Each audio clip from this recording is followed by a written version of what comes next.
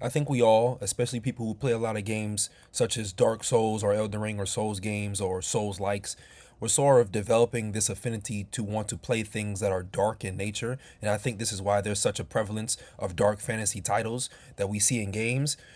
And truth be told, a lot of the beloved games that we've all come to enjoy and truly relish are games that are rooted in dying worlds and dark fantasies. We're drawn to rot, to decay, to collapsing kingdoms and world orders. And ironically, there's this sort of aesthetic appeal to it. Why does darkness feel so beautiful, so to speak? And today I want to talk about why video games romanticize dark fantasy and why we love them for it. I think one reason why we like dark fantasy games is because a dark fantasy game, it's visually honest, so to speak. It's one of the most transparent things you can see because the decay is something that you can observe and you can witness in real time. It shows rot, it shows crumbling, it shows failure, it shows gods dying, it shows civilizations that are now have been rendered non-existent. Things fade, and that indefinite, that impermanence is something that I think a lot of people find attractive in terms of being reliable and honest.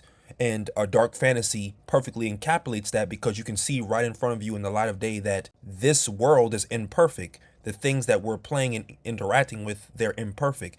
And a game in that genre is just able to give you that.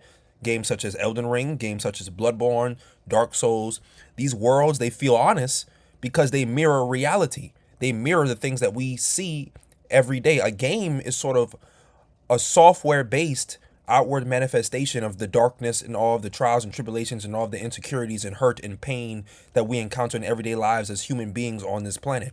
And I think that representation of empires falling and decaying systems, it just goes to show that nothing lasts forever and that you need to enjoy your time while you're here. And I think that honesty overall is why so much people are attracted to these type of games. I don't think dark fantasy's goal is to hide impermanence. I think it seeks to make it more aesthetic, more appealing. I think another reason why we like dark fantasy games, and I have an entire video that's predicated on what I'm about to say, but just for the sake of this, I'm going to mention it here again briefly, and that is that ruins feel philosophical. Ruins aren't just the culmination of environmental stress, when just because something has forcefully collided with something else, such as a wrecking ball with a building, and then you have ruins. It's not just the result of that.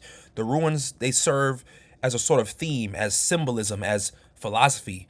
And they ask you what happened here. They ask you, and they sort of nurture inquiry. They nurture curiosity, which then leads the gamer to come to the conclusions as to what is happening in the game.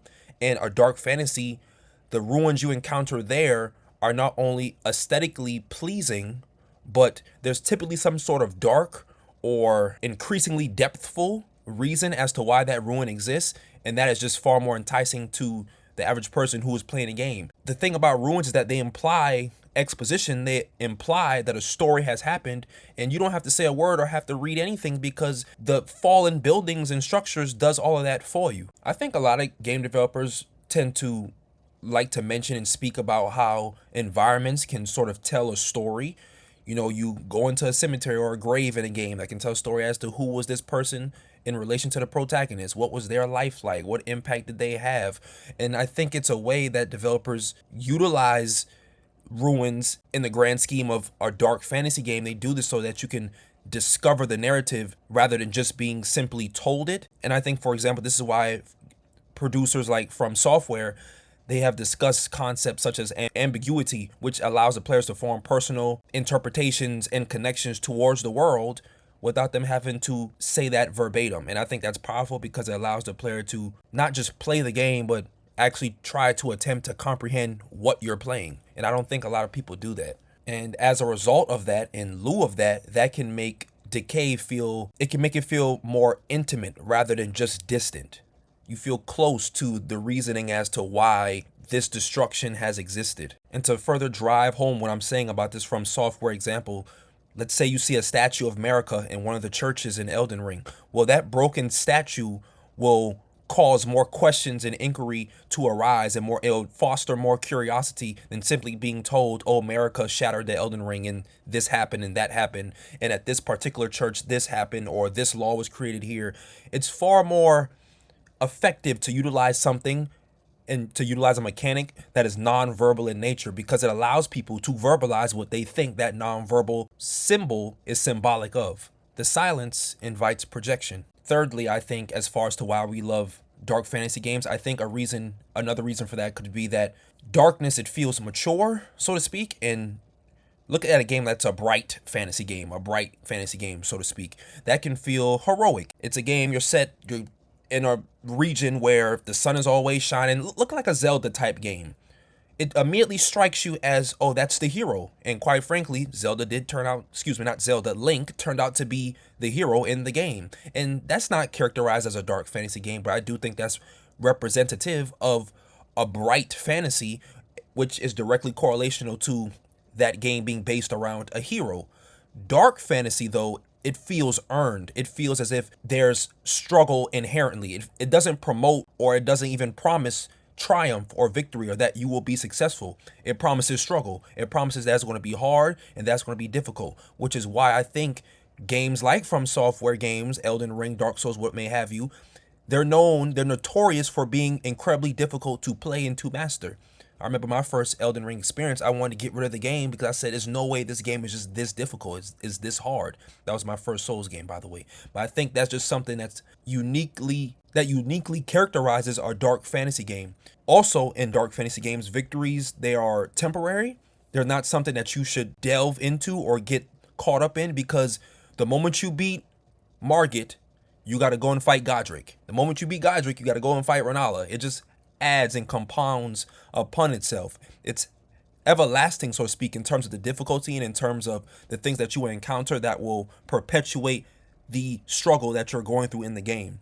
Also, another theme about these dark fantasy games that makes it feel more mature is that sacrifice is common. That could be whether you have to fight somebody repeatedly in order to beat them. It could be a character that you may encounter who dies as you progress a certain quest line. It's something that's common in these types of games. And also, hope is fragile.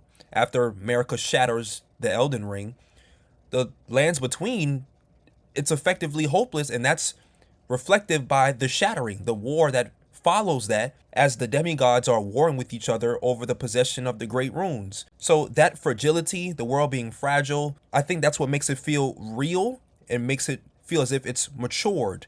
We often equate darkness with depth, but maybe it's because darkness demands resilience, which is why we correlate it with depth to begin with, and why I think it feels mature. Next, I think we project onto dying worlds. I think this is where it starts to get psychological. Dark fantasy mirrors internal stressors and internal states that we may find ourselves in: anxiety, uncertainty, identity crisis, loss of faith in someone or something. A broken world becomes symbolic because of a broken self. If you're someone who's going through some sort of struggle in your own life, well, you look at a game such as Nokron, the Eternal City, where the lighting, the aesthetics, it's dark, it's someplace that's not necessarily inviting, the music that you're hearing is eerie. That can kind of resonate with you because you know that you're going through something similar in your own life. It's just an outward manifestation of the experience that you have constantly reinforced in front of you every single day just by virtue of being alive, you know? And when we navigate collapsing kingdoms, we are often navigating our own instability, which is why, in my personal opinion, that these games are so popular. Not just because they're fun, not just because you can create your own character, but because indirectly, and people might not even be conscious of this, but we're relating to these games and to these titles. Dark fantasy is enticing because we all have dark fantasies, well, more or less fantasies, but more so dark realities. That's why it's enticing. Another point, in terms of why we like dark fantasy games, why we romanticize them, I think it's because suffering, it legitimizes the hero. You look at any movie, especially movies where there's a male protagonist, he goes through suffering. It sucks in the beginning, and then as the movie progresses, he acquires renown. He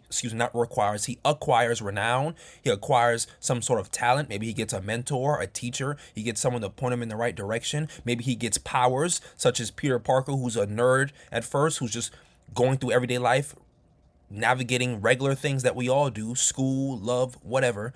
He gets bitten by a radioactive spider. He becomes Spider-Man. You go through some sort of struggle and trial and error, and then you come out on the other side and you're a hero. You're the protagonist. You're the main commodity now. And I think in dark fantasy, it reflects that a lot.